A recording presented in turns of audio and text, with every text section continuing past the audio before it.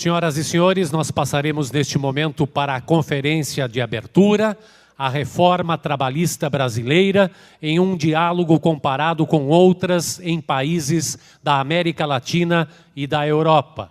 Impactos na regulação pública do trabalho, nas instituições e na atuação dos atores.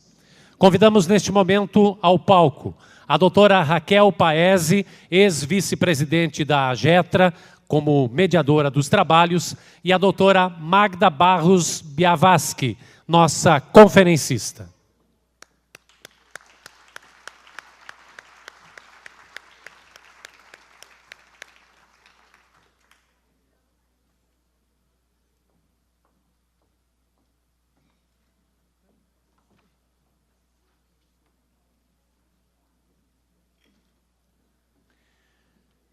De imediato, nós passamos a palavra para a condução dos trabalhos, a doutora Raquel Paese, ex-vice-presidente da AGETRA.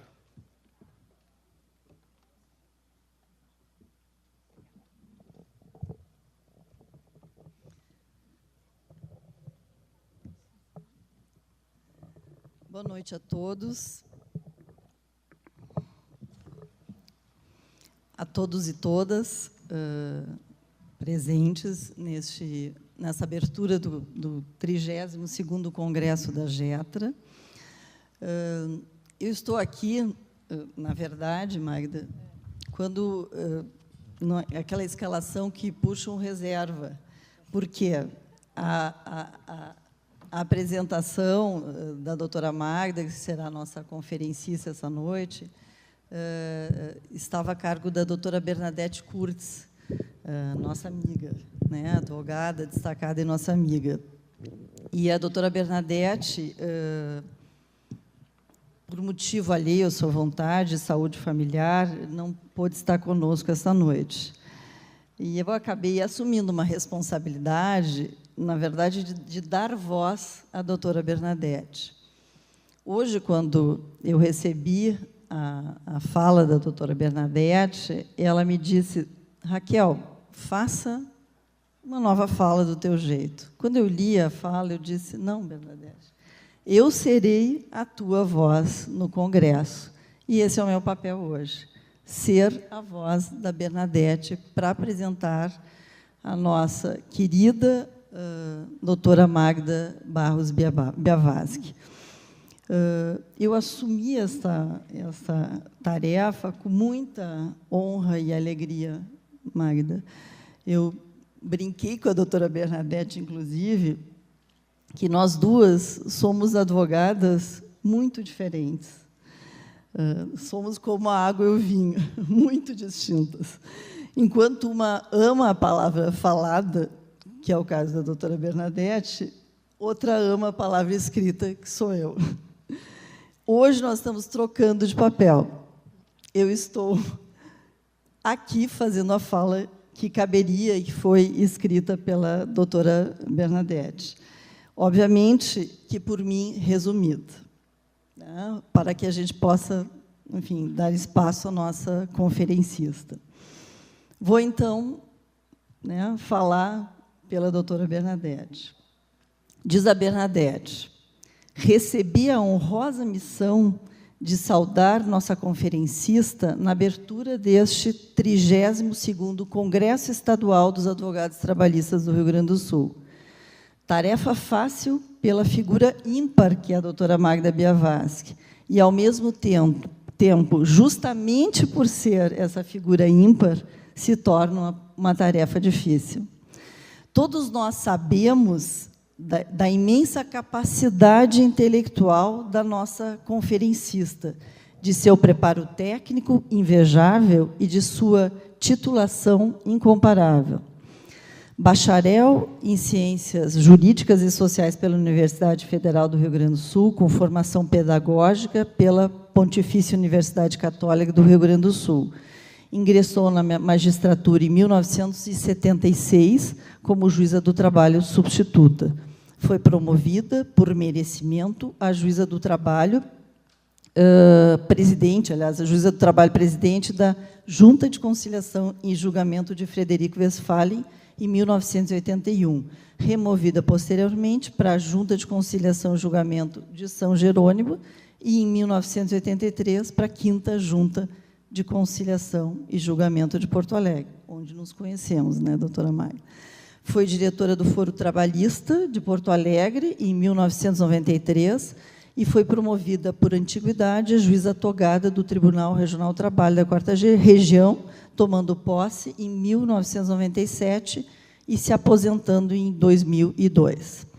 Mestre em Direito pela Universidade Federal de Santa Catarina, doutora em Economia Aplicada pelo Instituto de Economia da Universidade Estadual de Campinas, pós-doutora em Economia Aplicada pelo mesmo Instituto, com pesquisas sobre a Justiça do Trabalho e a Terceirização, integrou a comissão coordenadora do Memorial da Justiça do Trabalho da 4ª Região, de 2004 a 2013, e aí eu acrescento uma das suas principais mentoras, se não a principal, sendo hoje membro integrante de seu conselho consultivo.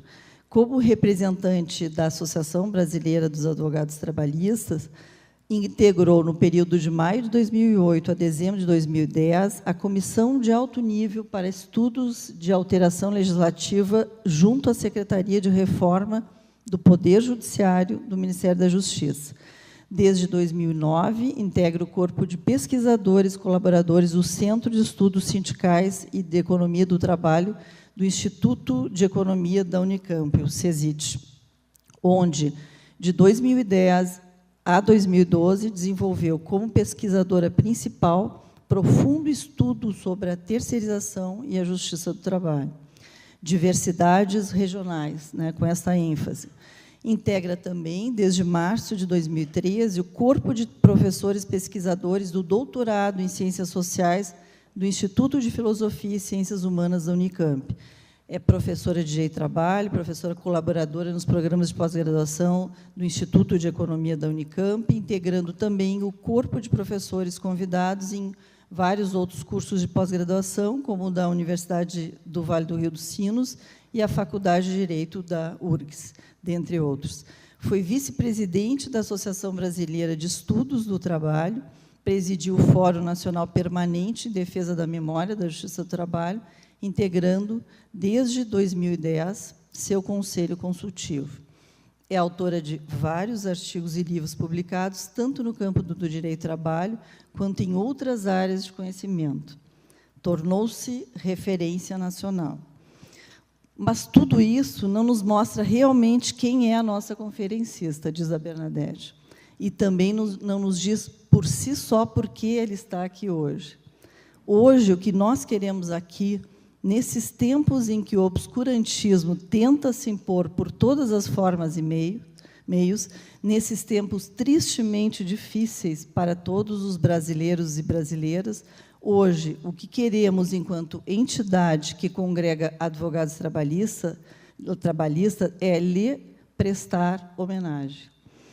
Queremos dizer à doutora Magda Biavaschi que a sua presença aqui, aceitando o convite da JETRA para proferir esta conferência magna no 32º Congresso, não decorre exclusivamente de sua reconhecida capacidade como intelectual de primeira grandeza que é. Não decorre somente de sua marcante atuação como magistrada em nosso Estado. Sua presença aqui tem origem lá em 1979, quando a JETRA levava seu congresso para Santo Ângelo, e lotava um ônibus cheio de advogados e advogadas, de sonhos e esperanças, levando junto nosso homenageado de então, o criminalista Omar Ferri, que lutou como um leão contra as atrocidades da ditadura militar. Nesse ônibus ia uma juíza, a doutora Magda, e foi e voltou no ônibus, onde cantamos, brincamos, discutimos política, discutimos direito do trabalho. Lá em Santo Ângelo, participou ativamente do Congresso e continuou por muitos anos a participar de diversos congressos e eventos da JETRA. Numa época triste, onde a intolerância e o respeito campeiam de forma desenfreada, numa época em que o grande empresariado nacional patrocina uma reforma na legislação trabalhista para liquidar direitos dos trabalhadores e liquidar com a própria Justiça do Trabalho, numa época em que o presidente do TST atua como um garoto de propaganda desse empresariado, numa época em que advogados são desrespeitados em suas prerrogativas diariamente pelo frequente arbítrio e prepotência em nossos pretórios, numa época em que se busca por todas as formas afastar a presença física dos advogados e advogadas dos tribunais, em nome de uma modernidade falaciosa, numa época nunca dantes vista e vivida, quando assistimos uma advogada mulher e negra ser presa e algemada por querer exercer dignamente a sua profissão, e o pior de tudo, numa época em que se vê advogados covardemente assistirem à violência perpetrada contra colegas e permanecerem silentes, inertes. Nestes tristes tempos, nós queremos, aqui em Porto Alegre, dizer em alto e bom som, nós, advogados e advogadas trabalhistas gaúchos, lhe convidamos para essa conferência porque queremos, lhe ouvindo, prestar nossa profunda homenagem. Queremos muito dizer muito obrigada pela sua luta, pela sua coragem, pela sua coerência, pela sua resistência. Queremos lhe dizer muito obrigada, doutora Magda, pelo seu amor à justiça, pelo seu amor à liberdade e pelo respeito com que sempre tratou a advocacia trabalhista. A Getra é e será sempre a sua casa. E aí eu só acrescento o final, que é em um congresso ímpar, onde as mulheres assumem total protagonismo, Magda, a conferencista não poderia ter sido melhor escolha. Magda Biavasque foi e é permanente fonte de inspiração para várias gerações de mulheres, e eu me incluo totalmente nesta hipótese. Advogadas, professoras, magistradas, servidoras públicas, sempre guerreira, sempre inquieta, sempre sedenta de conhecimento, sempre à frente das principais lutas pela efetivação dos direitos fundamentais. Salve, doutora Magda, a palavra é sua.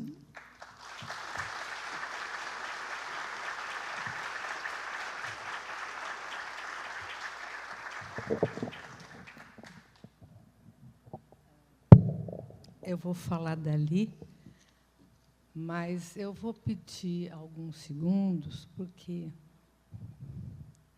de repente eu fiz uma caminhada pela minha vida, e fiz uma caminhada pela minha vida profissional, e, com as palavras da Raquel e os fatos que ela relembrou, eu fiquei muito emocionada. Eu não estou conseguindo ainda articular uma fala, porque relembrar todos esses fatos e receber esse carinho num momento de grandes dificuldades políticas e sociais que nós enfrentamos, num momento em que as injustiças foram concretizadas de tal tamanho que meu coração simplesmente entupiu, e hoje, depois de 5 meses, é uma das primeiras vezes que eu me apresento coletivamente e recebo essa homenagem, eu vou ter que esperar um pouquinho a minha alma chegar, porque foi muito expressivo para mim voltar a Porto Alegre com essa homenagem. Eu dediquei boa parte da minha vida à magistratura, foram 30 anos. Mas, nesses 30 anos de magistratura, eu recebi o apoio coletivo dos advogados. E foi esta acolhida que os advogados gaúchos tiveram para mim, que era uma menina na época. A minha primeira audiência eu fiz na Justiça do Trabalho, lá na Júlio de Castilhos, como juíza, numa pauta numa pauta de impedimentos do Dr. Rangel, que muito me ensinou, e do Granella, que muito contribuiu para que eu aprendesse um pouco de como é que se despacha, como é que se executam processos. Eu fui muito bem acolhida naquele momento pelos advogados e pelas advogadas. E sem essa acolhida, eu acredito que teria sido uma trajetória bem mais difícil de ser trilhada. Vivíamos momentos muito duros. Era maio de 1976. E a repressão era grande, os companheiros estavam, alguns, presos ainda. E nós sofríamos muito. E os advogados, dotados de grande sensibilidade, sentiram que aquela menina que estava chegando ali, acompanhada de 2 outras juízas que chegavam comigo, que era a Maria Guilhermina Miranda e a Rosa Maria Weber, precisavam ser acolhidas. E fomos. E eu tenho um grande reconhecimento por isso. A construção da minha condição de juíza se dá graças a essa participação dos advogados na minha vida e graças a essa acolhida. E eu, em 79, fui homenageada pela Getra naquele congresso. Eu era uma jovem juíza, né, que estava sendo homenageada num congresso de advogados, o que me deixou muito satisfeita e muito engrandecida enquanto cidadã. Então, eu quero agradecer profundamente a Getra e esta homenagem às palavras da Raquel e da Bernadette, né, que me confortam nesse momento e fazem com que a gente, olhando para trás, se dê conta que somos muito privilegiadas e que a vida vale a pena. Principalmente quando se tem esse retorno e essa expressiva acolhida de uma entidade constituída no início da década de 70, em períodos muito difíceis da realidade brasileira, e que teve como primeiro presidente o Dr. Calvetti, que aqui está, a quem eu homenageio. E, homenageando a ele, homenageio também Luiz Heron Araújo, né, que foi um dos responsáveis por essa homenagem que me foi feita lá na Terra das Missões. Então, fico muito feliz em ter voltado e fico muito feliz por ter sido convidada e por ter podido aceitar esse convite, liberada que eu fui pelo meu cardiologista, porque agora eu tenho um cardiologista.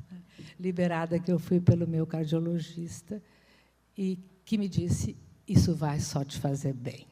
Então, estou aqui dividindo com vocês esse momento e tentando conversar com vocês sobre o tema que me foi dado, que é refletir sobre a reforma trabalhista, o que significa essa reforma trabalhista e quais seus possíveis impactos na vida da sociedade brasileira, do ponto de vista econômico, do ponto de vista social, do ponto de vista jurídico, do ponto de vista das instituições públicas e da regulação pública do trabalho. O que eu vou trazer aqui para reflexão para vocês, para a gente discutir depois, é fruto de um trabalho coletivo também. Eu não sei viver sem trabalho coletivo. É fruto de um trabalho coletivo que é desenvolvido no Centro de Estudos Sindicais de Economia do Trabalho, que é o CESIT, que eu acho que já é bem conhecido de vocês, e a Mari Lani, que amanhã fala, participa desse trabalho também, e é fruto, sobretudo, de um estudo que nós fizemos, encomendado pelo Ministério Público do Trabalho, eu digo o CESIT, pelo Ministério Público do Trabalho, que, antes da vigência da reforma, mas ela já aprovada, nos procurou e contratou. Então, nós tivemos um curto espaço de tempo, porque eles queriam que esse trabalho fosse publicado quando a reforma passasse a viger. Então, nós tivemos poucos meses para desenvolver esse trabalho, mas nós dividimos, ele foi coordenado e é coordenado pelo José Dari Krain, que vocês também conhecem, e ele foi dividido em eixos temáticos. Ele analisa e analisou os impactos de reformas análogas, porque nós concluímos que nós não poderíamos ainda fazer uma análise de impactos dessa reforma, porque a reforma, quando começamos a trabalhar, sequer estava ainda em vigência. E, mesmo agora, nós não podemos fazer curva tendencial, analisar ainda os impactos da reforma, porque essa reforma, por enquanto, e nós do direito sabemos isso, ela é apenas uma norma posta pelo Estado que está sendo interpretada. Está sendo interpretada e está sendo interpretada pelos intérpretes, pelos advogados, pela sociedade e pelos intérpretes autênticos da norma, que são os magistrados. E que iniciam agora, nos processos que lhes são afetos, a decidir. Portanto, não temos ainda decisões transitadas em julgado, não temos um tempo suficiente ainda para afirmar categoricamente que os impactos são esses, mas nos valemos de reformas análogas em outros países, que é o que me foi solicitado falar aqui, para verificar naqueles países o que foi prometido e naqueles países o que foi cumprido, do ponto de vista das promessas, sempre num diálogo com a nossa reforma. E, a partir, então, dessa encomenda, nós dividimos em eixos o nosso trabalho, e esse trabalho inicia por uma análise econômica das reformas já efetivadas, e foram escolhidos 4 países da América Latina e 4 países europeus, para se verificar os impactos de reformas nesses países. Os países da América Latina são Chile, Argentina, México e Brasil. E os países europeus são Reino Unido, Alemanha, Itália e Espanha.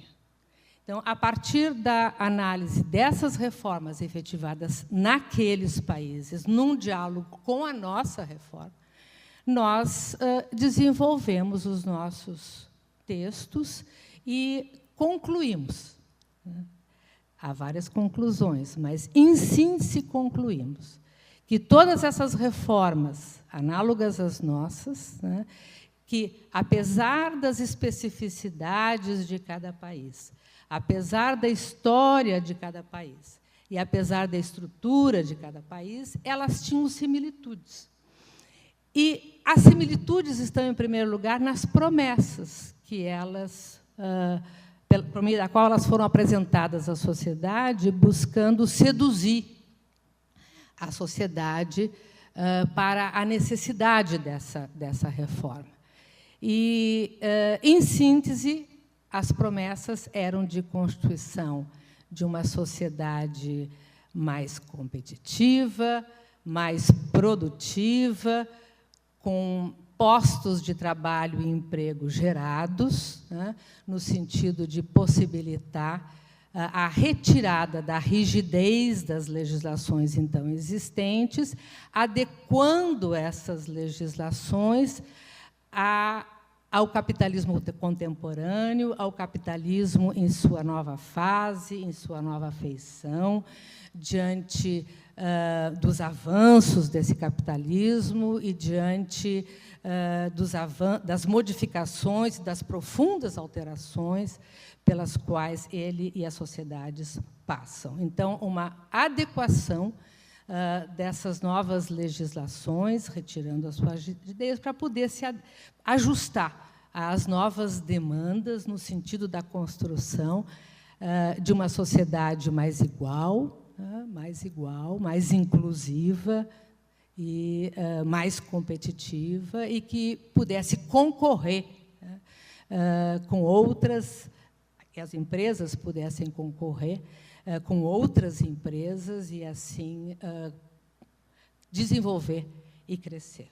Então, essas promessas são promessas análogas e similares que aparecem em todos os lugares do mundo em que elas foram implementadas.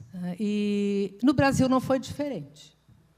Quando é que a reforma trabalhista chega no Brasil? É importante, quando a gente vai analisar uma reforma, ou qualquer projeto de lei, ou qualquer lei, contextualizar o momento em que essas leis estão sendo propostas e estão sendo aprovadas. Até porque essa é uma compreensão minha do direito. O direito é uma relação, o direito do trabalho é uma relação de poder, e o direito é um nível do todo social. Então, para que nós possamos compreender o que está acontecendo nesse momento histórico, e que reformas são essas, e como é que nós podemos resistir ou não a elas, nós precisamos conhecer aquela sociedade em que a reforma está sendo proposta e em que momento histórico ela está sendo proposta. Por que que ela está sendo proposta e quais são os objetivos dela? Nós vivemos uma nova fase do capitalismo, que é um capitalismo globalizado e hegemonizado pelos interesses das finanças. Isso não é pouca coisa. Nós vivemos um momento em que o capitalismo está globalizado e hegemonizado pelos interesses das finanças. Ou seja, o capitalismo, que é constituído e aparece constituído no século XIX, na grande indústria inglesa, como metáfora, quando o capital industrial supera o capital comercial, esse é o momento de constituição do capitalismo, não que não existisse capitalismo antes, mas ele estava em suas fases embrionárias, ele nasce, ele engatinha, ele levanta, ele fica adulto. Então, ele fica adulto quando o capital industrial supera o capital comercial. E isso se dá na Europa, na grande indústria inglesa do século XIX. Quando esse capitalismo ele se autonomiza, supera o capital comercial e se autonomiza, ele é movido, isso no século XIX, fiquem tranquilos, porque é século XIX. Ele é movido por seu desejo insaciável de acumulação de riqueza abstrata. E ele corre mundo para saciar esse desejo. Isso quando ele está na sua expressão pura. E, para saciar esse desejo, ele derruba e quer derrubar todos os obstáculos ao seu livre trânsito. A legislação do trabalho, que é constituída a partir do século XIX e reconhecida como integrante de um ramo autônomo do direito no século XX, é um obstáculo a esse livre trânsito. No século XIX, o capitalismo, o capital se autonomiza, o capital industrial, e ele corre mundo movido por esse desejo insaciável de acumulação de riqueza abstrata, mas a sociedade se rebela. A sociedade se rebela porque as injustiças se aprofundam e se acirram. As desigualdades aumentam. E as promessas da Revolução Francesa, que recém tinham acontecido, não são cumpridas. E a sociedade se dá conta, e os trabalhadores se dão conta, e a sociedade se dá conta, os intelectuais se dão conta, as mulheres se dão conta e se organizam, de que esse novo modo de produção, que era o capitalismo, ao invés de entregar para a sociedade uma sociedade igual, livre, fraterna e solidária, que eram as promessas da Revolução Francesa, acirrava desigualdades, diante de um capitalismo constituído e de um Estado liberal. Um Estado laissez-faire que não poderia interferir para produzir normas que regulassem as relações econômicas e sociais, até porque os indivíduos dotados de racionalidade, no século XIX, era pensado assim, eles, num espaço sem obstáculos, eles teriam condição de produzir a norma ótima que regesse de forma harmônica as relações individuais, interpessoais, de indivíduos com grupos, de grupos com grupos, de grupos com nações e de nações entre nações. Essa é da essência do liberalismo clássico do século XIX. Quando o capitalismo se torna adulto e é constituído, o Estado liberal era um dos pilares da civilização do século XIX e da ordem liberal burguesa do século XIX. Era Estado liberal, padrão ouro e mercado autorregulado. Esses eram os alicerces desse século XIX, só que teve um probleminha. O capitalismo se constituiu e o Estado laissez-faire, o Estado abstencionista, muito favoreceu a essa constituição e muito favoreceu aquele correr-se mundo e, movido por seu desejo insaciável de riqueza, de acumulação de riqueza, fosse se internacionalizando, fosse dominando, fosse controlando, fosse colonizando. e sendo imperialista. Só que teve um probleminha. No final do século XIX, quando isso tudo acontecia e o capital se concentrava e se verticalizava, apareceram duas grandes potências para disputar a hegemonia com a Inglaterra, que foram os Estados Unidos e a Alemanha, que chegaram adultos e começaram a competir. E a harmonia não ficou mais tão harmônica, não, e o pau corria solto, por debaixo dos véus de harmonia, que eram os véus defendidos por aquela ordem liberal.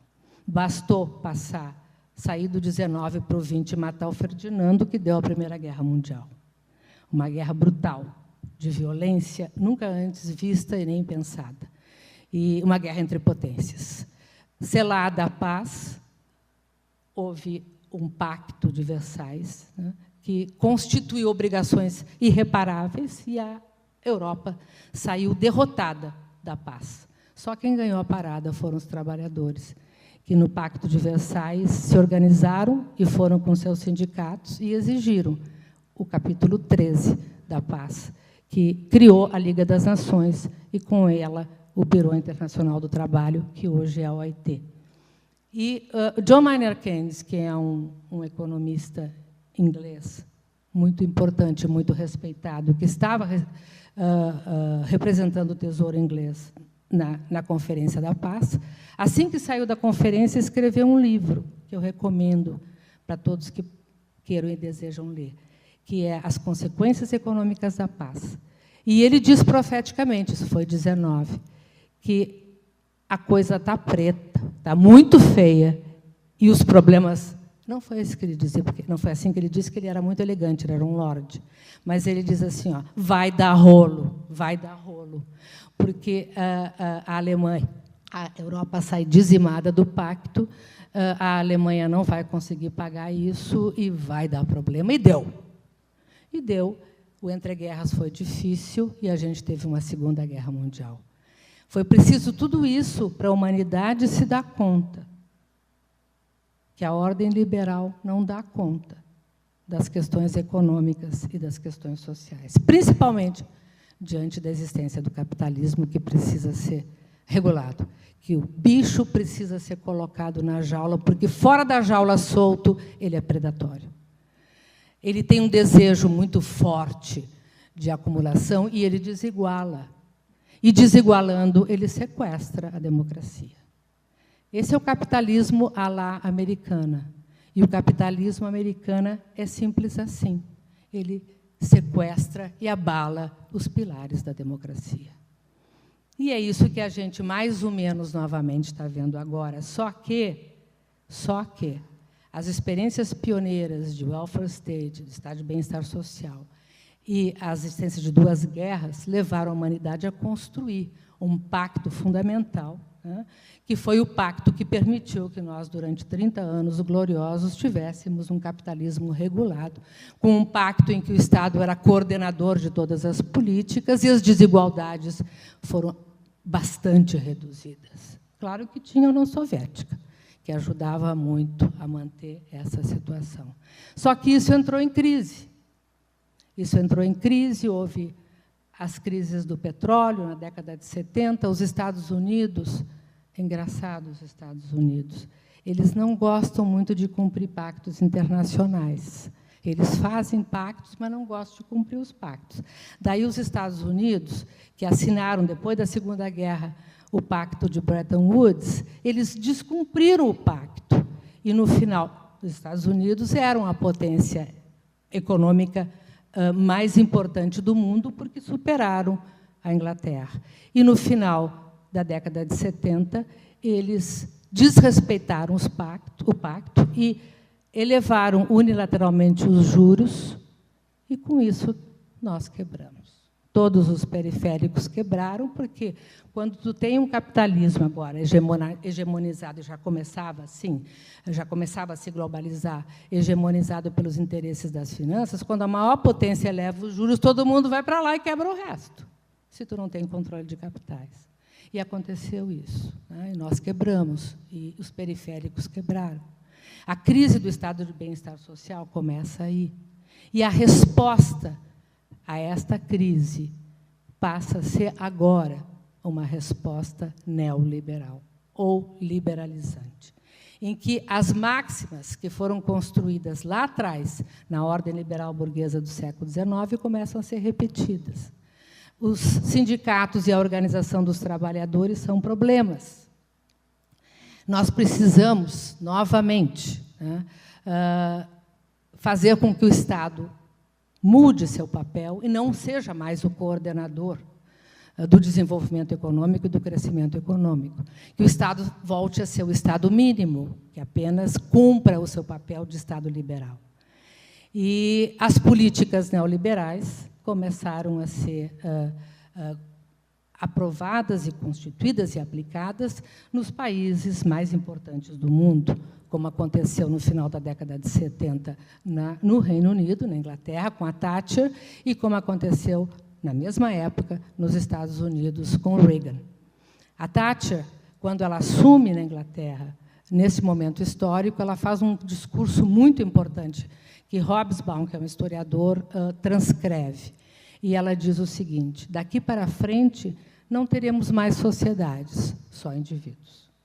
Então, essa ideia, né, de uma sociedade constituída a partir do livre encontro das ideias racionais de dois indivíduos que são iguais, porque nasceram nus, e são racionais e utilitaristas, e vão, eles, sem nenhum obstáculo, desde que não haja nenhum obstáculo, eles vão se encontrar num espaço de mercado autorregulado e vão definir o ponto de equilíbrio. E, neste ponto de equilíbrio, uma vez definido por esses dois indivíduos, eles vão produzir a norma que vai regular a relação interpessoal deles e deles com os grupos e dos grupos com as nações.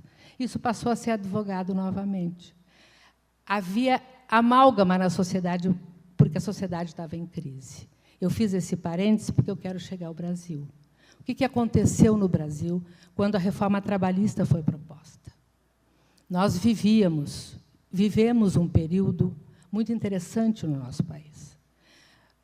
De um fazendão, em 1930, nós nos transformamos, até 80, na 8ª nação do mundo. Isso não é pouca coisa. E, para isso, nós precisamos e fizemos. Ficamos devendo para a desigualdade, mas fizemos.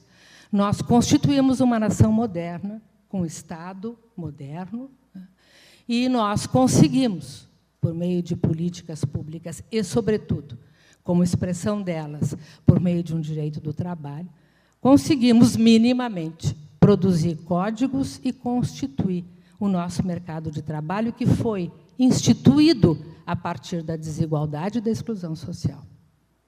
E conseguimos, apesar de não rompermos com a nossa dialética senhor, não superarmos a nossa dialética senhor-escravo. Essa dialética não foi superada nas raízes, na estrutura da sociedade brasileira. Mas, mesmo assim, nós avançamos de um país escravocrata, monocultor e patriarcal, em pouco tempo, de 30 a 80, e foi um esforço hercúleo para que isso fosse possível, nós evoluímos deste país, né, para a 8ª potência do mundo, em que a inclusão se deu via desenvolvimento e crescimento econômico coordenado pelo Estado, políticas públicas importantes, eu estou falando de 30, né, e uma legislação que beneficiava quem? Os trabalhadores e os industrialistas, os trabalhadores da cidade e os industrialistas. Essa análise é uma análise que precisa ser feita hoje, porque é muito fácil tu simplificar este período todo e essa luta hercúlea para superar isso na palavra que isso é corporativismo e isso é fascismo. Esta foi uma mentira que os liberais nos pregaram, principalmente aqueles, né, que não queriam constituir uma sociedade de iguais e que perderam quando esse desenvolvimento e esse crescimento econômico passou a ser uma realidade, ainda que tímida.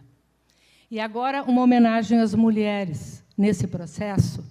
Nós, mulheres, como foi dito, por doutora Cecília, que muito me emocionou e que não a conhecia pessoalmente, conhecia os seus filhos, e que me coloca aqui como um estímulo à luta, porque uma mulher de 85 anos, com essa articulação e com essa análise tão lúcida da vida da sociedade brasileira, e que aqui propõe uma caminhada de esperança, é uma revolucionária. E essa mulher me inspira agora, né, a falar um pouco com vocês, saindo um pouco da matéria, mas eu vou chegar à reforma, saindo um pouco da matéria para dizer da importância das mulheres nesse processo. Nós, em 1916, nós éramos seres relativamente capazes. Nós não podíamos praticar atos da vida civil sem a outorga uxória, ou sem a outorga dos nossos maridos e dos nossos companheiros. Nós éramos relativamente capazes. Quando Getúlio Vargas, que era um positivista e que teve uma experiência importante no Rio Grande do Sul, de construção de uma sociedade diferenciada, assume e monta sua equipe de governo, ele gostava muito de comissões de alto nível, né? Ele gostava muito de comissões de alto nível. Ele cria uma comissão para propor um novo Código Eleitoral, porque vocês sabem que o voto não era universal, as feministas e as sufragistas tiveram um papel fundamental na conquista do voto, não só no Brasil, no mundo inteiro, né? Tem episódios escritos sobre isso, que são lindos, e filmes que revelam essa situação.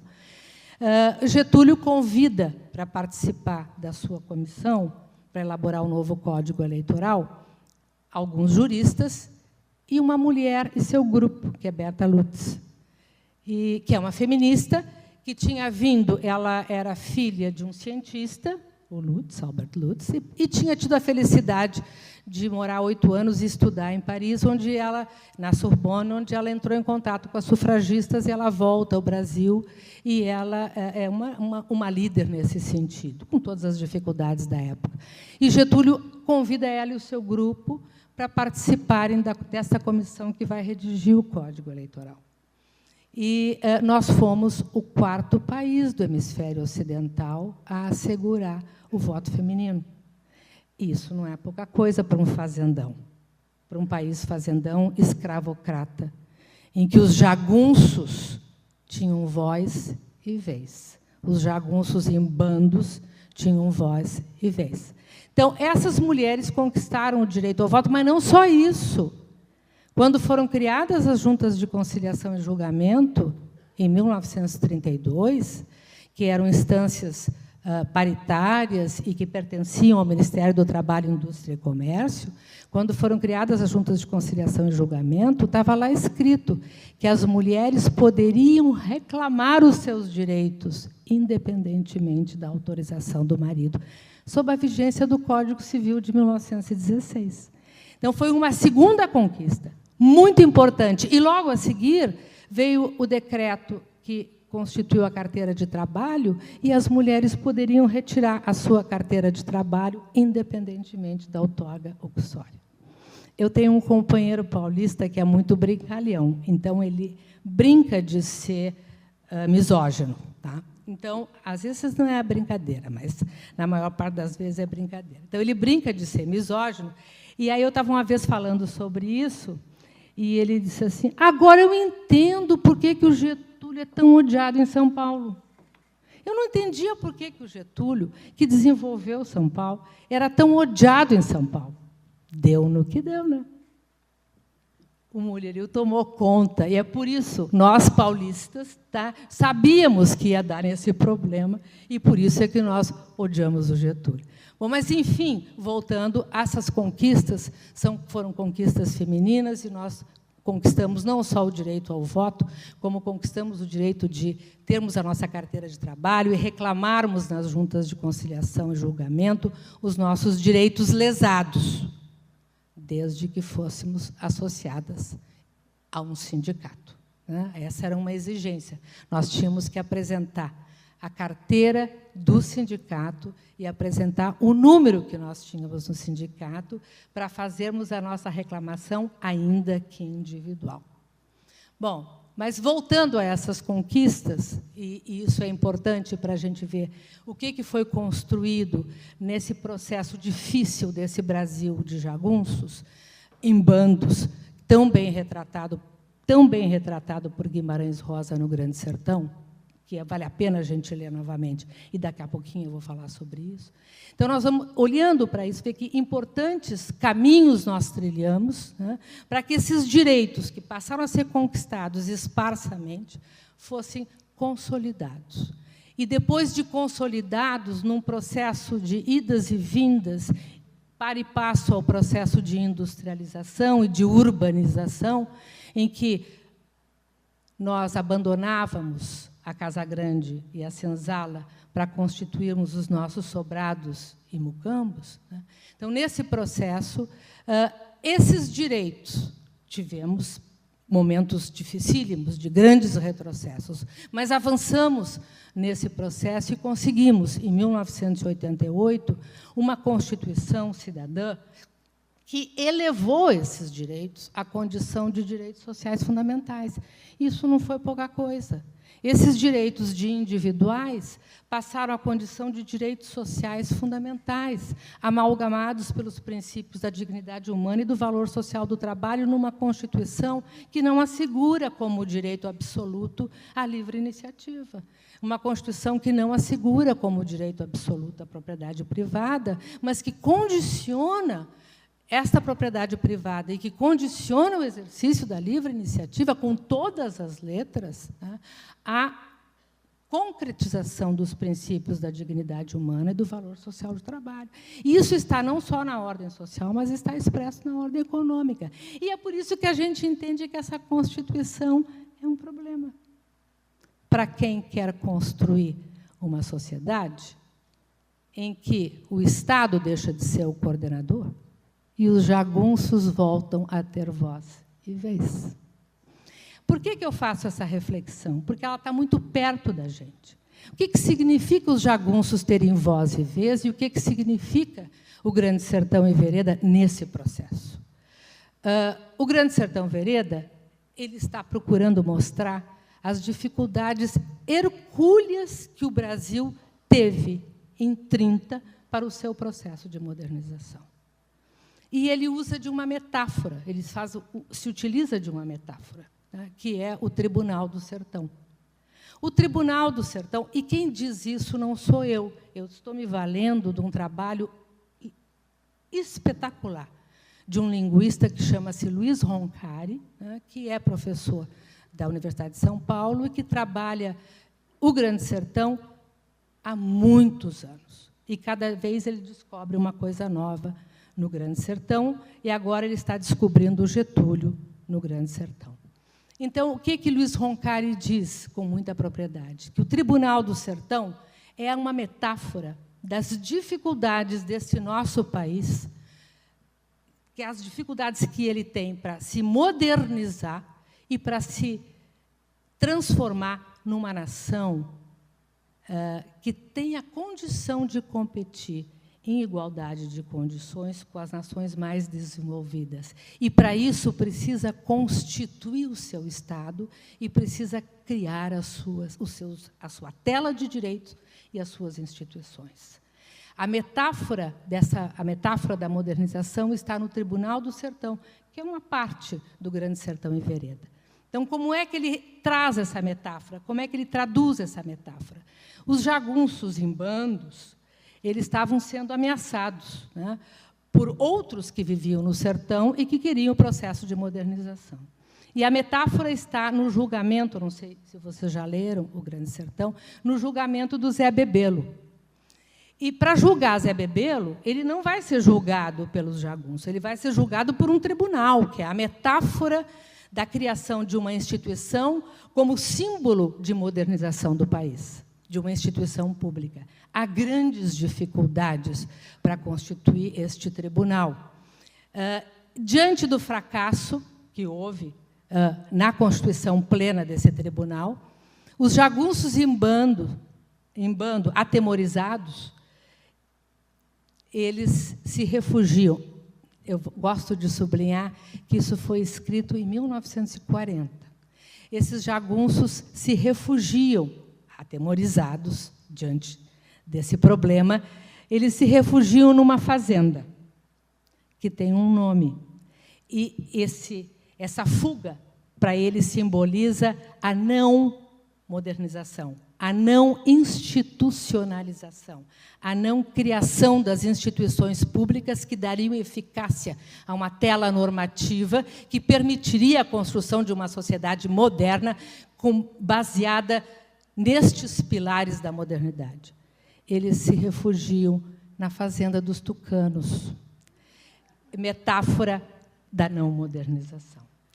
Este Brasil de Vargas, com todas essas dificuldades, chega numa Constituição de 88 e escreve uma das constituições mais modernas do mundo. Uma Constituição que é informada, baseada na Constituição de Weimar, de 1919, aquela que depois os nazistas esqueceram. E a Constituição de Weimar, como a Constituição brasileira de 88, não é uma Constituição liberal. Não assegura a livre iniciativa como um direito absoluto. E a livre iniciativa como um direito absoluto era assegurada na Constituição de 1891, do Brasil, que era uma Constituição liberal. Por isso que, no julgamento da terceirização, que acabou de acontecer no Supremo Tribunal Federal, quando, por proposição do ministro Fux, é declarada a impossibilidade do Tribunal Superior do Trabalho de criar obstáculos à livre iniciativa e ao livre direito dos empresários contratarem como bem interessarem, porque esse obstáculo seria inconstitucional, e isso foi aprovado. Eles estavam discutindo a súmula 331, de 1993. Um dos fundamentos utilizados é que esta súmula 331, que cria alguns entraves ao direito de contratar terceirizados, alguns, hein? Ela foi um retrocesso em relação a 256, mas ela cria alguns entraves, ela estaria ferindo o direito de livre iniciativa, que a Constituição assegura, e, portanto, é inconstitucional.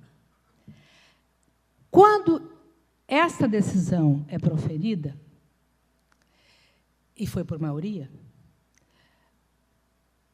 e, felizmente, a nossa representante, felizmente para mim, porque eu entendo essa decisão como um retrocesso, há quem entenda como um avanço e uma modernização. Isso eu estou fazendo aqui um parágrafo, um parênteses. O professor Beluso, quando foi depor, que é o meu orientador, quando ele foi depor no parlamento, perguntaram para ele, mas por que o senhor é contra essa reforma? Isso aí não é modernização? Ele disse assim, não, isso é atrasação. Então, por isso que eu entendo que, quando o Supremo Tribunal Federal, o guardião da Constituição, ele esquece que o Tribunal Superior do Trabalho tem como missão também uniformizar a jurisprudência, e, na realidade, a 331 é a uniformização da jurisprudência assente em todos os tribunais do Brasil. Quando os juízes, os ministros desrespeitam essa construção jurisprudencial, que é uma tendência nos julgamentos, e dizem que essa criação desses obstáculos desrespeita a livre iniciativa e, portanto, fere a Constituição, com todo o respeito que eu tenho às instituições e aos ministros, eles acham que eles estão aplicando a Constituição de 1891. E não a Constituição de 1988, que passou por um processo riquíssimo de construção da sociedade do Estado brasileiro e que permitiu esse processo, que nós tivéssemos uma das constituições mais modernas do mundo e social-democrata, que buscou constituir no Brasil o Estado Social. Por que eu faço essas reflexões quando eu falo de reforma? Para que vocês possam entender os problemas e os dramas desta reforma e o que ela significa. Não só de desrespeito à história e desrespeito às nossas vontades coletivas que foram expressas num pacto de 1988, um pacto que foi o pacto possível, porque, quando tem vírgula da centrão, são direitos dos trabalhadores urbanos e rurais, além de outros que visem a melhoria da sua condição social, irredutibilidade salarial, vírgula, centrão, salvo acordo ou convenção coletiva. Então, quando entra o centrão, dá vírgula, centrão. Mas foi o pacto possível. E este pacto é que passa a ser desrespeitado e passa a ser acusado de rígido e de um dos responsáveis pela não possibilidade deste Brasil se modernizar, desse Brasil crescer e desse Brasil poder competir em igualdade com os demais países no mercado global. Esta história é a história de construção, com todas as dificuldades, da vida e do sistema jurídico brasileiro, que não se interpreta em tiras. Então, isso foi constituído e passa por aqueles que entendem que é retirando o Estado da coordenação desse processo, né, passa a ser acusada esta Constituição de rígida e precisa ser emendada. E a CLT, a Consolidação das Leis do Trabalho de 43, cujos princípios são referendados pela Constituição de 88 e elevados à condição de princípios que fundamentam direitos sociais fundamentais, essa CLT passa a ser acusada de vetusta e de rígida e impeditiva do progresso. Ela tem 70 anos, tal qual eu, domingo. Né? Tal qual eu, domingo. E, na realidade, a acusação contra ela, né, é de que ela é vetusta, rígida e impeditiva. Impeditiva de avanços, impeditiva de contratações, quando sabemos, né, e agora voltando para quase finalizar, voltando às outras reformas que nós analisamos. Todas elas vieram com esta promessa e com esse argumento. E vamos olhar um por um desses países. O Brasil ainda é prematuro se olhar, porque recém a reforma está em vigência. Mas vamos olhar o Reino Unido, vamos olhar a Espanha, vamos olhar a Itália, vamos olhar na América Latina o México, o Chile, a Argentina. A Argentina com as suas duas reformas, uma agora em andamento e outra lá atrás, quando houve o golpe militar, logo depois do golpe militar.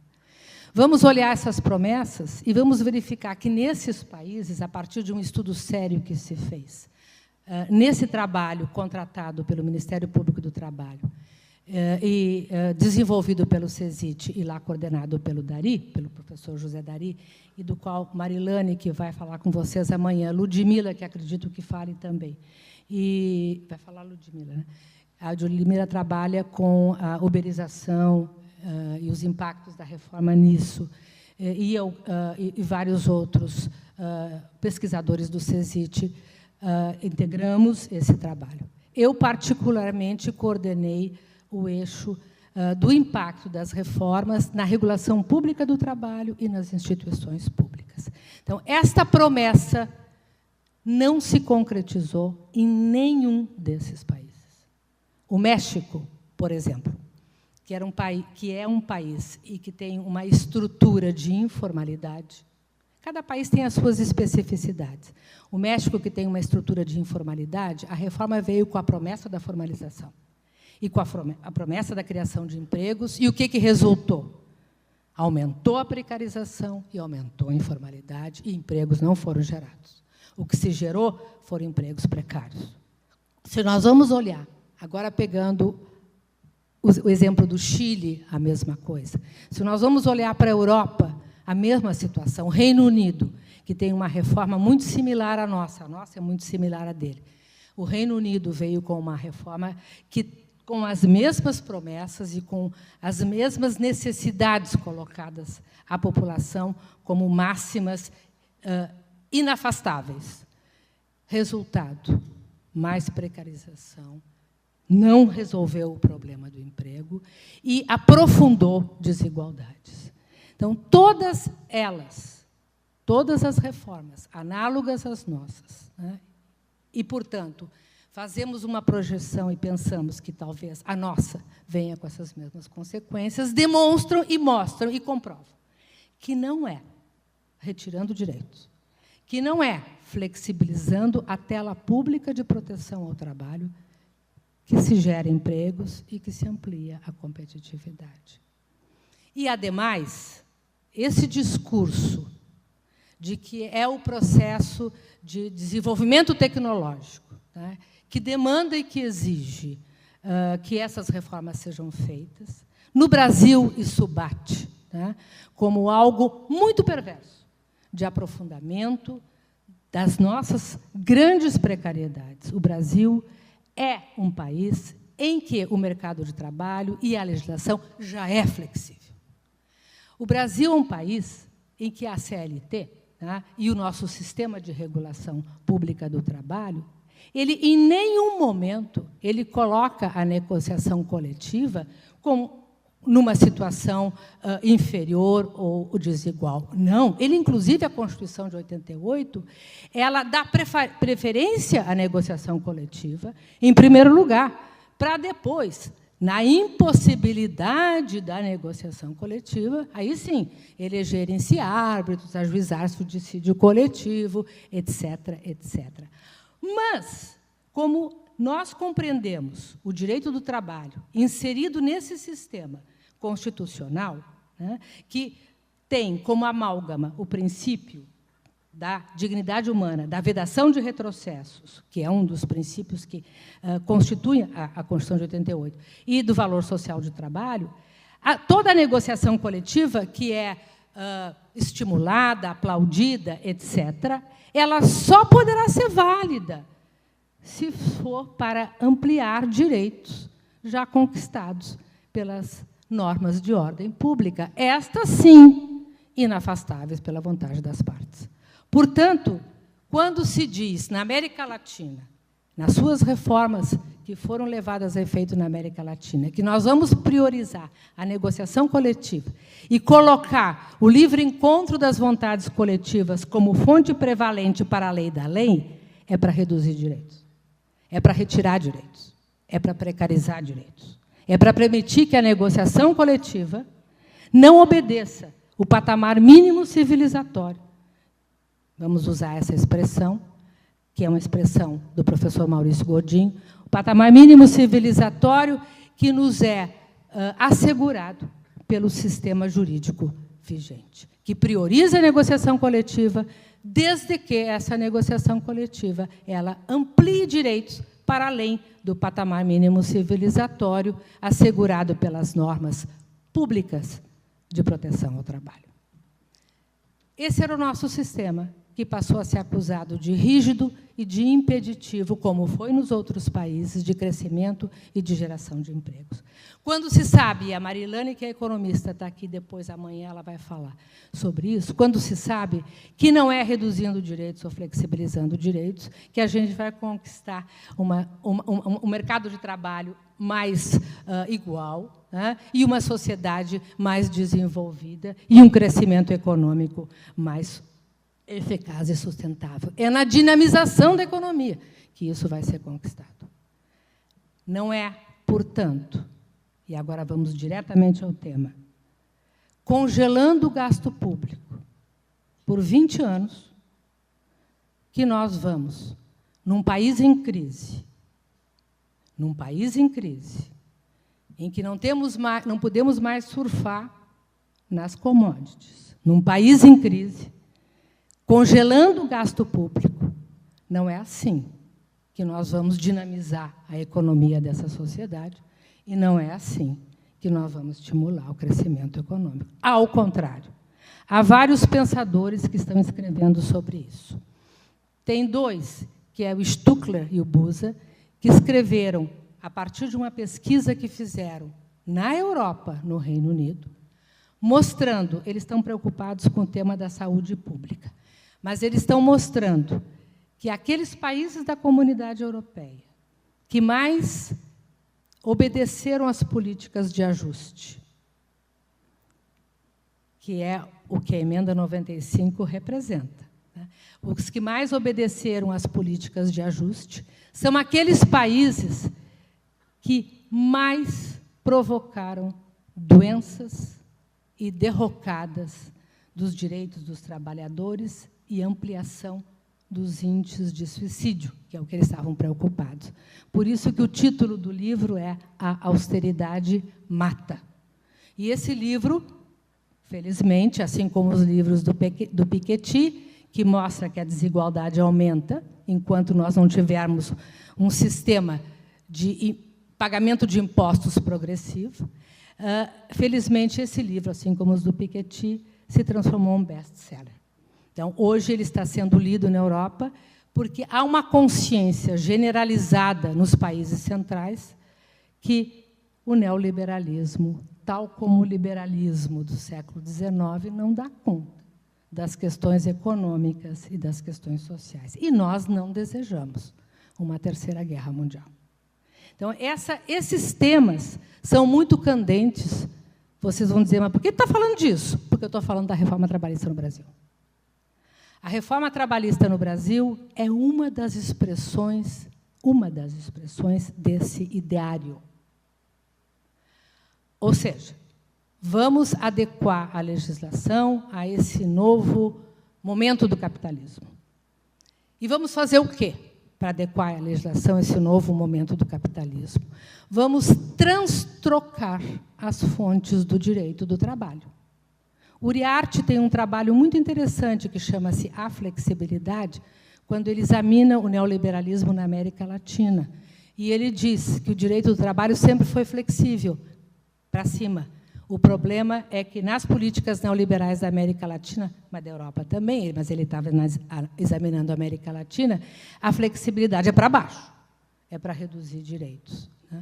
E ele diz que uma das formas é transtrocar as fontes do direito do trabalho, retirando da lei universal, que não privilegia jagunços, e não privilegia grupos, que às vezes atuam como jagunços, retirando da lei universal a fonte primeira do direito, para transformar o encontro livre das vontades coletivas ou individuais no locus prevalente da produção da norma. Isso é transtrocar as fontes do direito do trabalho, e isso é privatizar a relação de emprego, porque tu retira como fonte prevalente a lei que é pública, universal, inafastável pela vontade das partes. Tanto é que os direitos são irrenunciáveis.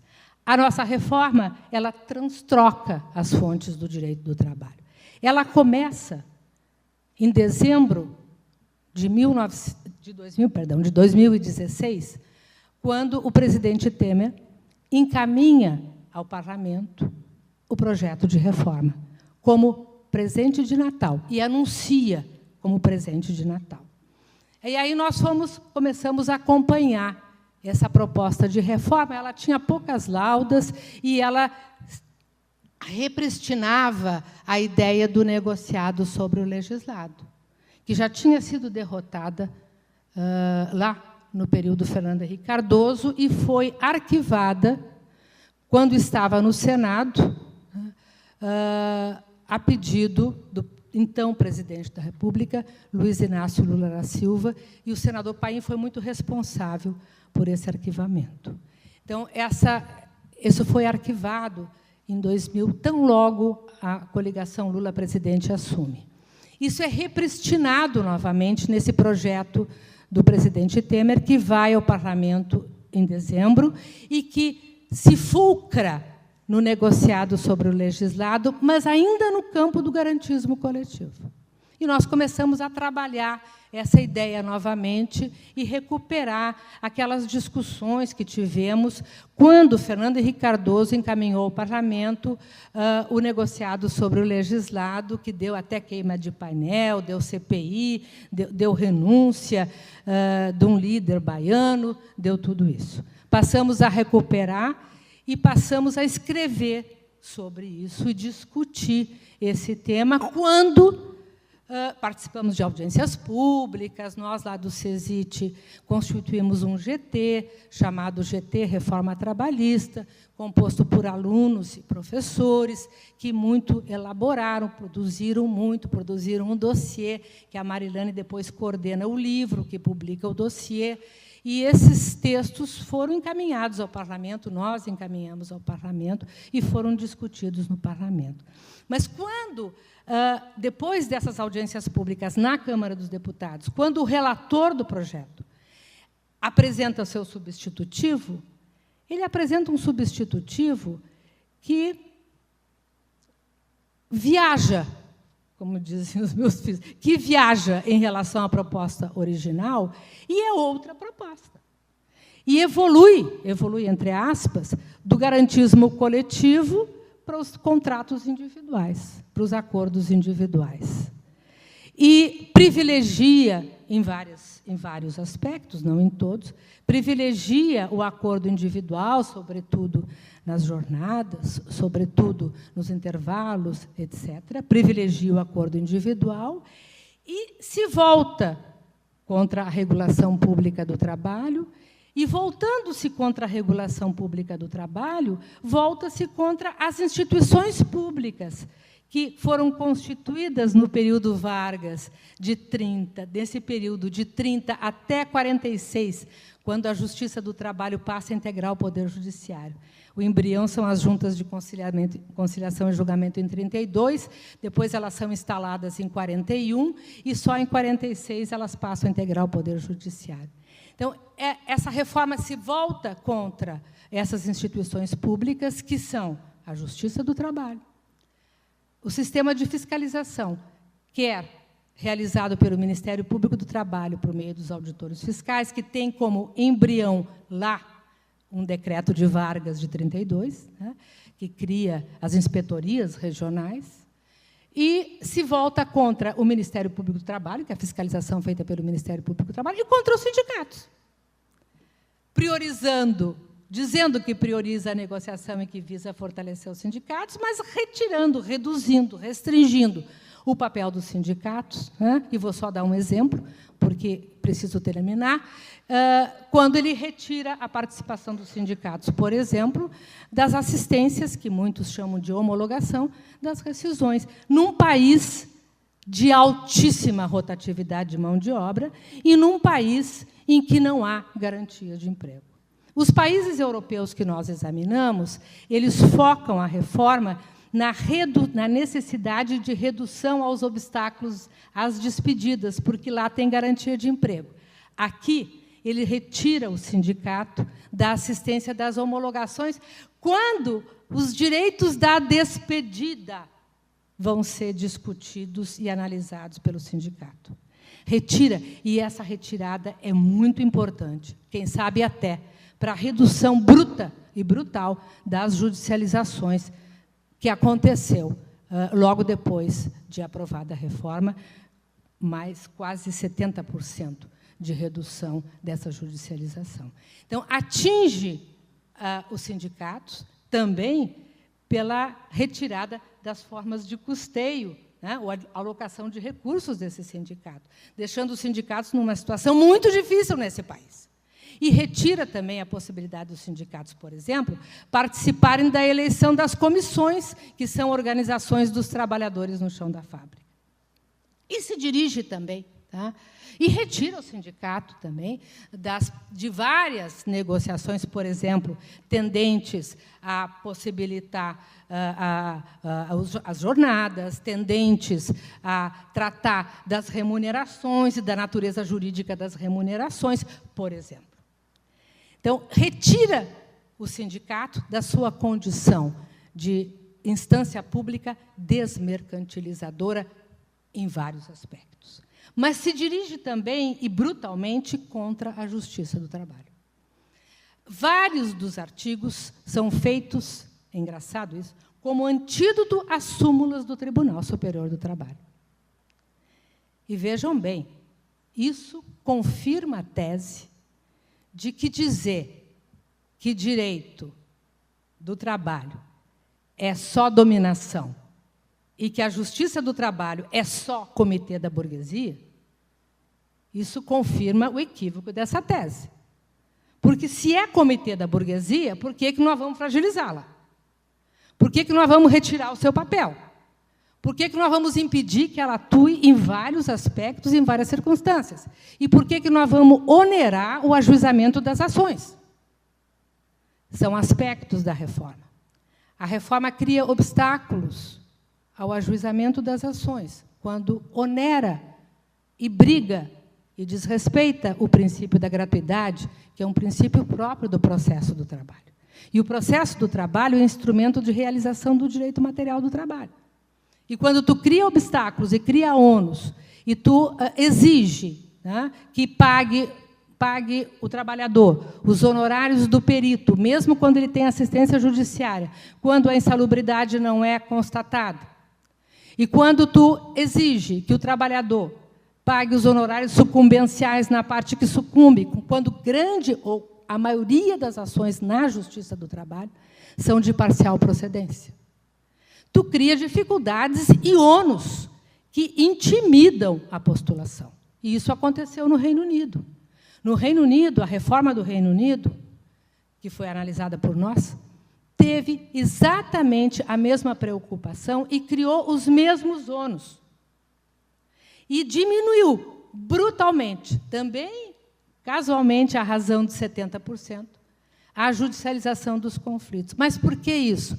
Porque o que é argumentado pelos defensores da reforma, e eu não sou defensora da reforma, o que é argumentado é o seguinte, que a justiça do trabalho, ela é muito paternalista, e ela protege demais o trabalhador, criando dificuldades para que o capital internacional, por exemplo, venha investir aqui.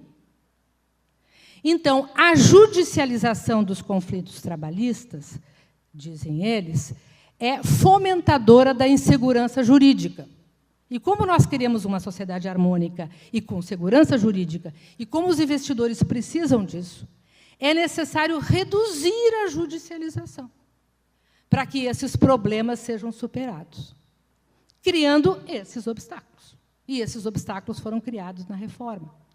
A diferença do Reino Unido para a nossa, e foram os mesmos obstáculos, é que no Reino Unido a Suprema Corte declarou inconstitucional há pouco tempo.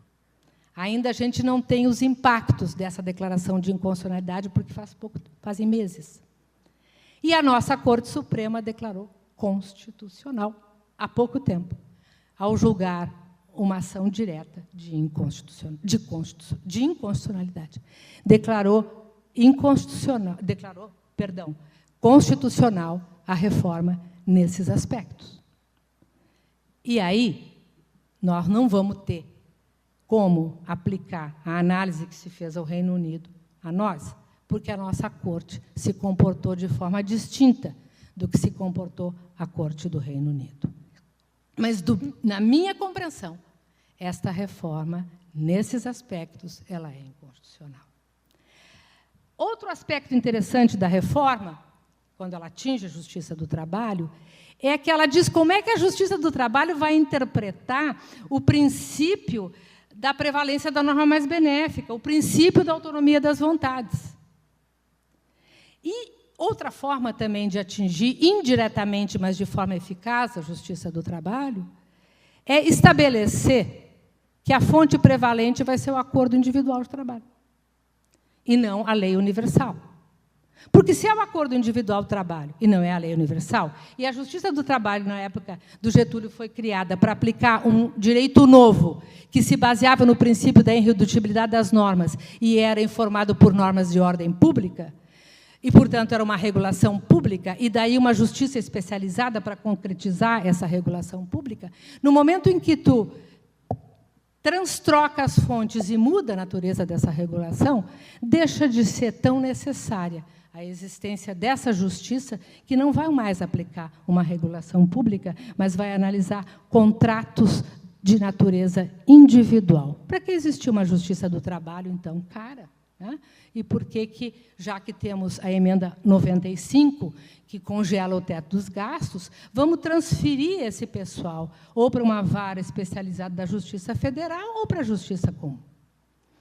Então, atinge diretamente a Justiça do Trabalho, não só porque se contrapõe ipsis literis a todas as súmulas, ou grande parte das súmulas, porque muda a natureza da relação, tornando desnecessária, quem sabe, no processo, a existência dessa justiça especializada, que é bastante atingida na reforma. Mas não só isso.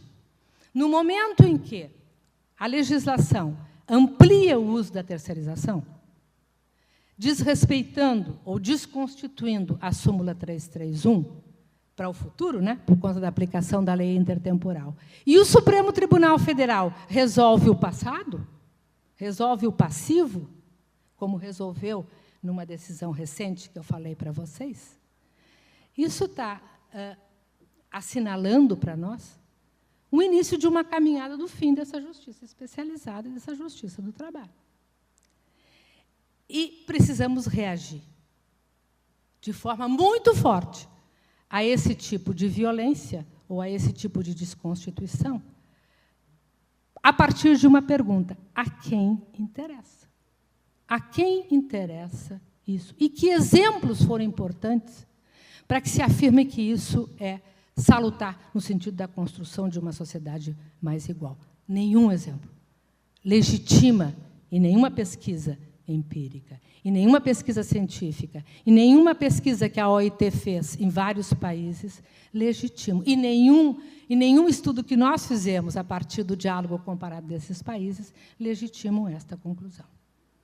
Então, é uma reforma regressiva, portanto, se regressiva é porque ela retrocede, né? E ela retrocede em tempos em que o primado das vontades individuais era primado, em que não havia ainda uma regulação pública que dispusesse e criasse um sistema público de regulação do trabalho, que inclui as normas de ordem pública irrenunciáveis e fundamentadas por princípios próprios, que são a sua razão de ser. Se esses princípios são desconstituídos, a razão de ser começa a deixar de existir. Então, essa é a conclusão que nós temos em relação à natureza da reforma. Em relação à judicialização, de fato, a reforma, e aí podemos já analisar alguns impactos, porque temos os dados do TST, de fato, a judicialização diminuiu muito a partir da vigência da reforma, em nível de 70%. Mas diminuiu muito e agora começa a crescer novamente. Estava conversando com a Marilane, que ela tem uma vivência muito grande no meio sindical, e talvez uma das hipóteses dessa grande redução é justo porque os sindicatos não participam mais da homologação das rescisões e não alertam, né, quais são os direitos que estão sendo lesados ali. Por que eu digo isso? Porque, se nós vamos examinar os dados da judicialização, e agora para descaracterizar a segurança ou a insegurança jurídica, nós vamos ver que a grande maioria, mas é grande maioria mesmo, é mais de 60%, das ações que tramitam na Justiça do Trabalho, o objeto delas são os direitos rescisórios não pagos, o salário não pago e, depois, as horas extras prestadas e não pagas. E, depois, vêm as relações de emprego simuladas. Então, na realidade, quando se trata de desejo de segurança jurídica, é segurança jurídica para o comprador da força de trabalho, e não segurança jurídica para a sociedade brasileira. Ela atinge, basicamente, os trabalhadores, mas ela atinge também a dinamização da sociedade, atinge o consumo, e atinge a demanda. E, portanto, atinge as sociedades como um todo, e atinge o próprio capitalismo. E o Schumpeter sempre diz que o capitalismo é muito inteligente, que vai sempre engendrando novas formas de contratação para saciar o seu desejo insaciável de acumulação de riqueza. Mas não acho que aí foi tão inteligente, não. Porque está mais do que evidenciado no mundo, pelas experiências da Europa, por exemplo, que o neoliberalismo fracassou. como forma de construção de uma sociedade mais igual. Fracassou. A Espanha quebrou, agora está se reorganizando. Portugal quebrou, começa a se reorganizar. Este modelo é um modelo que em nenhum lugar do mundo comprovou a sua eficácia. Portanto, é um modelo que fracassou. É bem verdade que nós temos uma derrocada também, né, dos sistemas de bem-estar social. Uma grande dificuldade hoje de nós refazermos os pactos, né, dos empresários, do grande capital, que é rentista, que aposta no mercado, com os trabalhadores. Há uma grande dificuldade, e esse é o nosso grande desafio. Nós repensarmos, né, a reconstrução de uma sociedade mais igual, a partir, quem sabe, de novos sujeitos e de novas formas de convivência desses sujeitos. Porque, se o neoliberalismo fracassou, vai ser muito difícil, e ele fracassou, reconstruir uma sociedade a partir dos pilares do estado de bem-estar social do pós-guerra, para gerarmos pactos, mesmo no Brasil. Os nossos empresários são rentistas, e duvida Eodó, olha quem é que eles estão apoiando nas eleições, que eles venham formalizar esses pactos. Então, teremos grandes dificuldades. Mas a construção, isso aprendemos na história, a construção de uma sociedade mais igual requer luta cotidiana. A construção de uma sociedade mais igual requer luta dia a dia, incansável, hora a hora, para que possamos constituir a fonte material do direito. Porque direito é luta, direito é organização. E a organização é a fonte material do direito. Então, para isso, o que é necessário? Não temos receita de bolo, mas temos que repensar e pensar essas nossas uniões, né, para podermos construir e nos antepor a esta avalanche que vem da Europa, que é uma avalanche liberal, mas que encontra nesse Brasil de mil e tantas misérias jagunços em bandos, que ainda tem voz e tem vez. Então, essa é a essência da reforma, mas ela também traz uma novidade não só de se contrapor às súmulas do TST, de atingir as instituições públicas, sobretudo o papel da Justiça do Trabalho, os sindicatos e a organização dos trabalhadores, mas de afirmar a renunciabilidade dos direitos individuais por meio dos pactos, dos acordos mútuos, que é um pleonasmo. E esses acordos mútuos, que a Mari estava me dando o dado, desde que em vigor a reforma, nós já temos mais de 80 mil.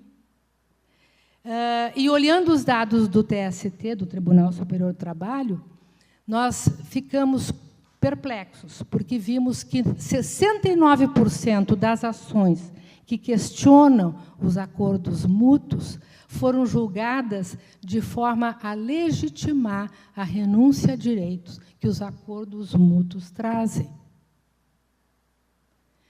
Então, isso nos leva a uma seguinte reflexão. Mas a senhora disse que o direito não é que o Estado não é o comitê da burguesia. Eu disse, o Estado não é só o comitê da burguesia. Eu disse, o Estado é uma relação, é uma condensação material de forças. E a correlação de forças e os conflitos e as lutas que se dão na sociedade se expressam nas instituições públicas. E não à toa que até 2015, nas pesquisas que eu faço sobre terceirização, o Tribunal Superior do Trabalho foi locus de resistência à terceirização. E começa a haver já uma inflexão, não só na composição, mas nas próprias decisões do Tribunal Superior do Trabalho. Nós tivemos 20 ministros contra as reformas liberalizantes, depois 19, depois 17. O que eu quero dizer com isso é que esta tensão e esses conflitos se é verdadeira a tese de que o Estado é uma condensação material de força, se expressam nas instituições públicas, que são impactadas fortemente. Portanto, a luta também não é eliminando as instituições públicas, mas é na sociedade, para tentar participar de um processo que busque superar a nossa dualidade senhor-escravo, que até hoje não está superada. Porque, quando veio a abolição da escravidão, em 88, só se disse o seguinte: fica abolida a escravidão, salve-se quem puder. E não houve nenhuma política pública integradora desses homens e dessas mulheres negras, né, à sociedade. E hoje eles habitam majoritariamente as favelas e legitimam o que diz o refrão do Rapa: a carne mais barata no mercado é a carne negra e o camburão é um navio negreiro. Eu estou finalizando assim, não sei se vocês vão querer fazer perguntas. Um dos aspectos deletérios da reforma que nós examinamos também foi o tema do trabalho autônomo contínuo, que vai permitir, na nossa reflexão, a possibilidade de se contratar via MEI, e, com isso, um grande impacto negativo, e isso a gente demonstra num dos eixos, e foram outros pesquisadores, economistas que trabalharam, vai permitir isso, a contratação via MEI, e, portanto, uma redução substantiva de recolhimento à Previdência. E aí, sim, déficit da Previdência. E vai permitir também, retirando a natureza remuneratória de várias parcelas para transformar em indenizatórias, tá? Permitindo também que não haja recolhimento aos fundos públicos, quando as parcelas são indenizatórias, reduzindo as contribuições para os fundos públicos e inviabilizando as políticas sociais públicas. E a expressão de tudo isso é a Emenda 95, porque o que está em disputa, em questão, são dois modelos de Estado e de sociedade. Aqueles que acreditam que o Estado é o locus de coordenação do desenvolvimento econômico e é o responsável pela construção e pela aplicação e implementação das políticas sociais públicas, desde que tenha a base material para fazer isso. E aqueles que entendem que não, que nós vivemos numa sociedade de indivíduos, né, em que os indivíduos são autônomos e que o Estado é meramente aquele que chancela a cunhagem da moeda, a proteção dos infantes, ou seja, um modelo de Estado liberal pensado lá atrás. Eu vou finalizar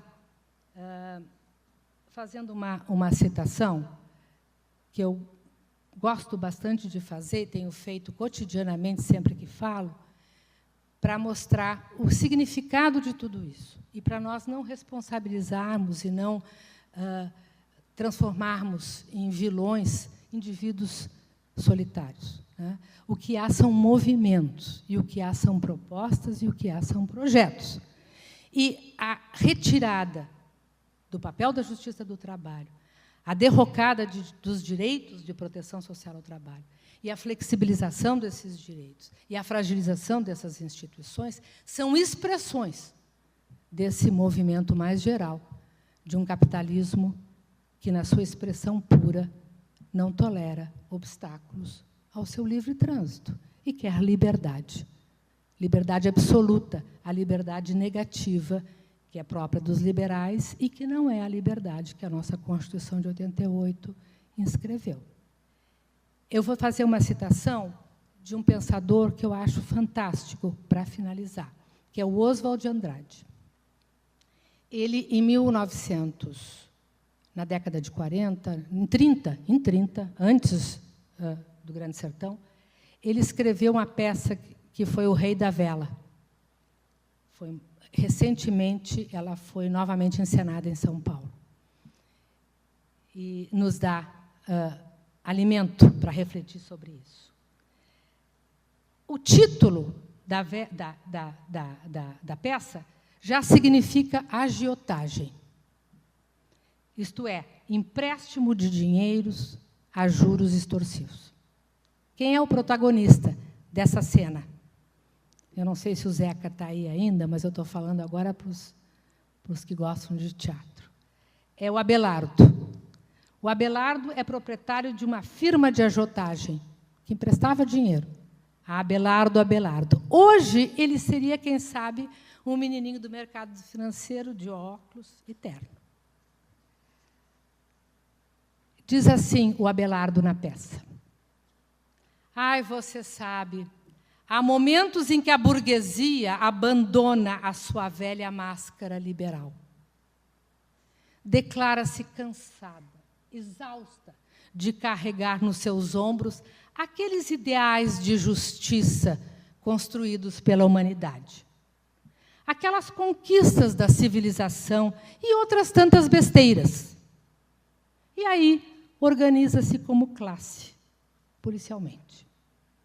Eu acho que é um pouco isso que a gente está vivenciando e é um pouco isso que a gente está sofrendo nesse momento histórico. Direito é luta e organização. E as mulheres mostraram que, apesar do Código de 1916 dizer que nós éramos relativamente capazes, nós conquistamos, neste Brasil de mil e tantas misérias e de um fazendão, fomos o 4º país do hemisfério ocidental a conquistar o direito ao voto. E foi muita luta que nos permitiu que isso acontecesse. Ainda que meu companheiro diga que São Paulo tem razão de não gostar do Getúlio. Muito obrigada.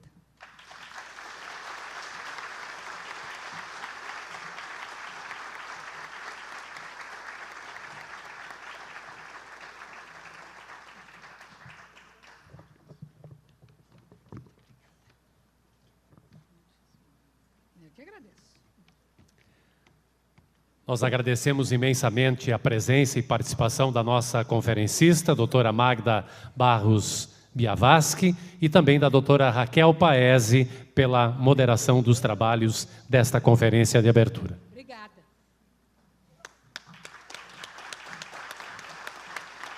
Essa é para as viagens que agora eu já posso fazer.